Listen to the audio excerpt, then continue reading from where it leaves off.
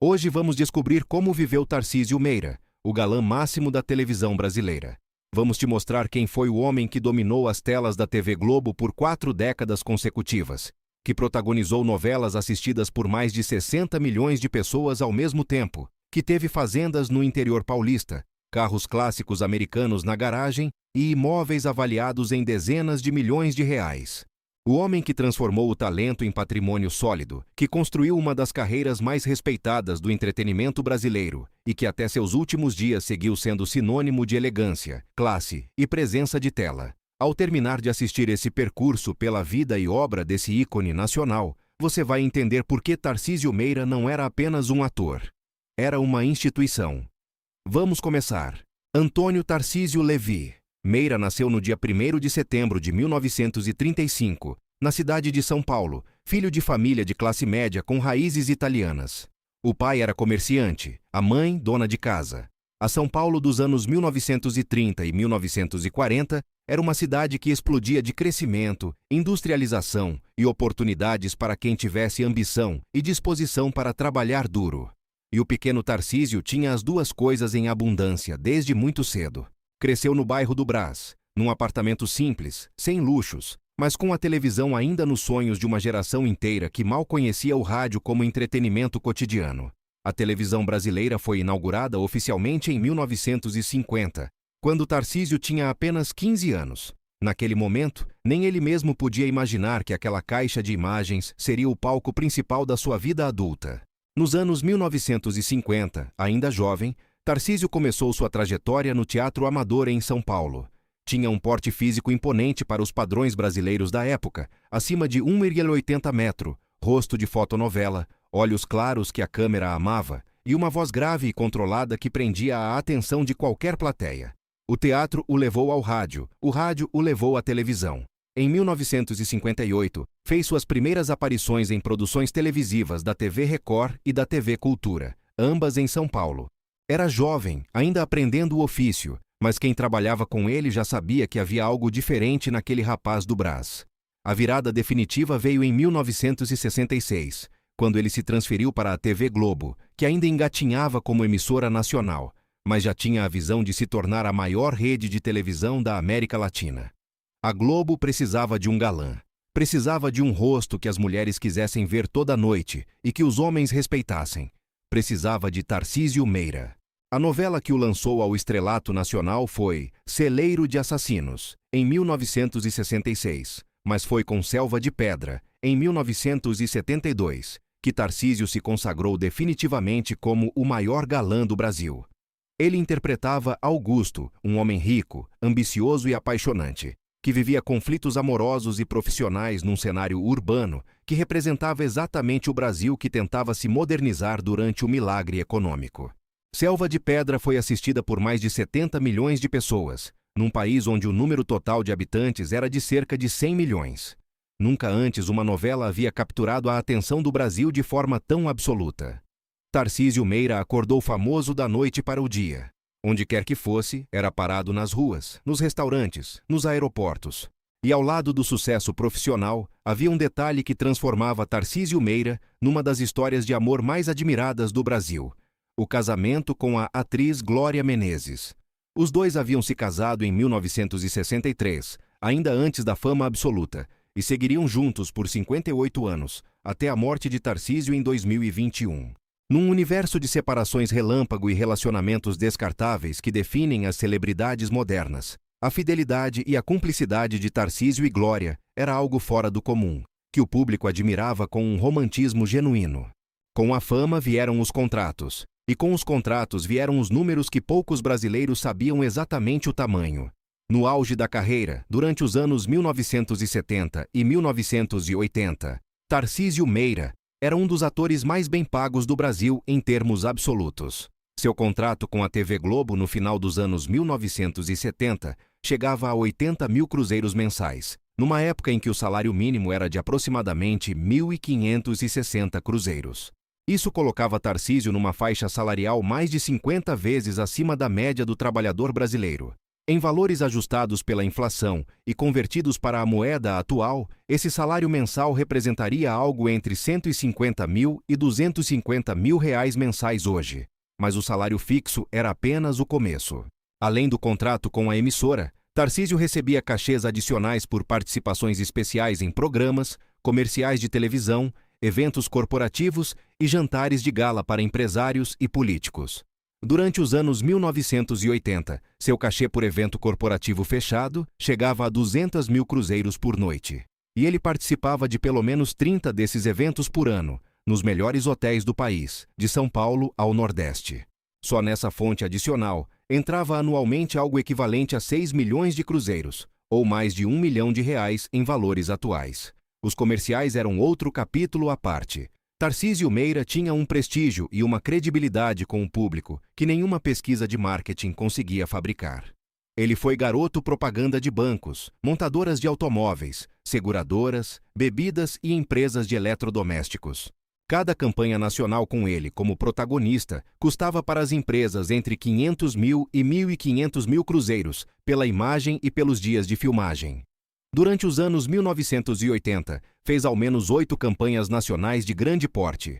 Só em publicidade, acumulou o equivalente a mais de 3 milhões de reais atuais durante a década. Com essa renda múltipla e consistente, Tarcísio Meira investiu com inteligência e disciplina. Enquanto muitas celebridades de sua geração gastavam tudo o que ganhavam em festas, viagens e modas passageiras, Tarcísio aplicava em 2 ativos sólidos: imóveis e terra. Foi uma estratégia que qualquer economista aprovaria e que no Brasil dos anos 1970 e 1980 se mostrou extraordinariamente rentável.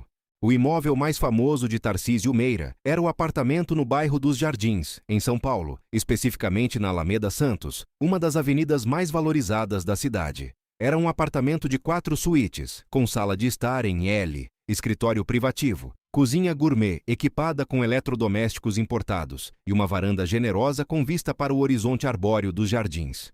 O piso era de mármore travertino em todas as áreas sociais. As paredes da sala exibiam quadros originais de pintores brasileiros consagrados, incluindo obras de Aldemir Martins e Tomi Ohtake, que Tarcísio havia comprado ao longo dos anos. Tarcísio adquiriu esse apartamento em 1975 por 1.200 mil cruzeiros. Era uma fortuna naquela época. Hoje, um apartamento naquele perfil naquele endereço vale entre 4,5 e 6,5 milhões de reais. Com a valorização histórica da região, o investimento se multiplicou mais de 30 vezes em termos reais. Mas o grande patrimônio de Tarcísio Meira não estava na cidade, estava no campo. Em meados dos anos 1980, quando já havia acumulado capital suficiente e sentia a necessidade de ter um espaço longe da fama e do barulho de São Paulo, ele comprou uma fazenda no interior do estado, na região de Sorocaba, a aproximadamente 100 quilômetros da capital. A fazenda tinha 280 hectares de terra, sendo 180 de pastagem formada, 60 de mata nativa preservada, 20 de área de cultivo e o restante em benfeitorias e construções. A casa-sede era uma construção de alvenaria de tijolos aparentes com telhas coloniais, varanda em volta, 4 quartos, cozinha com fogão a lenha de ferro fundido, sala com lareira, saguão de entrada com pé direito alto, alpendre para receber visitas e um paiol reformado que virou espaço de entretenimento com churrasqueira de pedra. A fazenda tinha curral para 150 cabeças de gado Nelore, estábulo para 6 cavalos, açude natural com pesca, horta orgânica que abastecia a casa, e casa de caseiro com 3 cômodos para a família que cuidava da propriedade. Tarcísio pagou 4 milhões de cruzeiros pela fazenda em 1984. Hoje, uma propriedade rural desse porte e nessa localização vale entre 15 e 25 milhões de reais, dependendo das benfeitorias atuais e da cotação da terra na região. Na fazenda, Tarcísio vivia uma vida completamente diferente da que o público via nas telas. Ele acordava cedo, antes das 6 da manhã, tomava café com pão de queijo feito pela cozinheira que trabalhara com a família por mais de 20 anos, depois saía a cavalo para percorrer o perímetro da propriedade antes do calor do dia. Criava Nelore com seriedade técnica, vacinava o gado no tempo certo, acompanhava o peso dos animais antes de cada venda e negociava pessoalmente com os frigoríficos da região. A fazenda não era hobby, era negócio. No auge, com o rebanho cheio, A propriedade produzia receita bruta de aproximadamente R$ 180 mil por ano, só com a venda de gado, além da renda com as pastagens arrendadas para vizinhos. Na cidade, além do apartamento nos Jardins, Tarcísio e Glória também tinham um segundo imóvel no Rio de Janeiro, na Barra da Tijuca, comprado nos anos 1990, quando as gravações para a Globo exigiam longos períodos na cidade. Era um apartamento de 3 quartos num condomínio fechado próximo à praia, com portaria 24 horas, piscina e área de lazer. Custou R$ 320 mil em 1992. Hoje vale entre 1,2 e 1,8 milhões de reais. E então havia os carros. Tarcísio Meira era um apaixonado declarado por automóveis, especialmente pelos modelos americanos clássicos dos anos 1950 e 1960. Ele dizia que carro americano daquela época era arquitetura em movimento. Cada modelo era uma escultura de cromo e aço que representava uma ideia de liberdade, de horizonte aberto e de possibilidade infinita que os brasileiros da sua geração tinham pelo mundo além-mar. O primeiro grande carro de Tarcísio foi um Cadillac DeVille, 1959, branco com detalhes dourados e interiores em couro bege. Era o modelo com as famosas aletas traseiras pontiagudas, que ficaram como símbolo dos anos dourados americanos.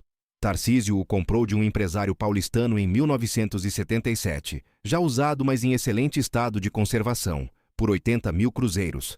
Era o equivalente a mais de 100 salários mínimos da época. Ele o fez restaurar completamente numa oficina especializada no bairro do Ipiranga, com novo estofamento em couro legítimo, nova pintura, motor revisado e cromados repolidos. O processo levou 4 meses e custou mais 35 mil cruzeiros.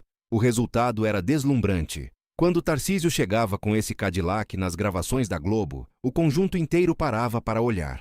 Em 1983, adicionou à coleção um Ford Thunderbird 1957, na cor vermelho cereja com capota branca conversível. Era considerado por muitos colecionadores o modelo mais bonito já produzido pela Ford. Comprou por 250 mil cruzeiros de um colecionador, que precisava de dinheiro rápido.